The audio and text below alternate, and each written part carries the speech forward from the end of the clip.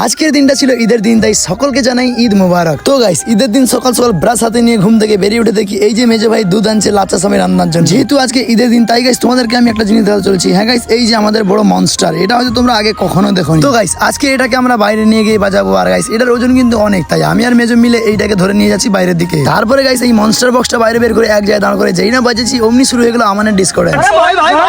তারপরে গাইস, বেশ কিছুক্ষণ এইভাবে আমাদের ডিস্কো আর্টিস্ট দেখার পর ফাইনালি চলে গেলাম গোসল করার জন্য। তারপরে গাইস, পুকুরে এসে দেখি এইদিকে দাদু চাচা ভাই মিলে সবাই গোসল করছে, তাই এদেরকে দেখে আমিও নেমে বললাম পানিতে গোসল করতে। তারপরে গাইস, পুকুরে বেশ করা ডুবকি লাগিয়ে গোসল টোসল সারা কমপ্লিট করে চলে গেলাম এবার পাঞ্জাবি টাঞ্জাবি পরার জন্য। তারপরে গাইস, ফাইনালি পাঞ্জাবি পরা কমপ্লিট করে মাথায় টুপি দিয়ে সাথে আমানকে নিয়ে ফাইনালি টোটোতে করে চলে গেলাম একদম মসজিদের মাঠে। তারপরে গাইস, মসজিদের মাঠে পৌঁছে দেখি অনেকটা জায়গা ফাঁকা আছে, তার মানে বহু লোক আসতে এখনো বাকি আছে।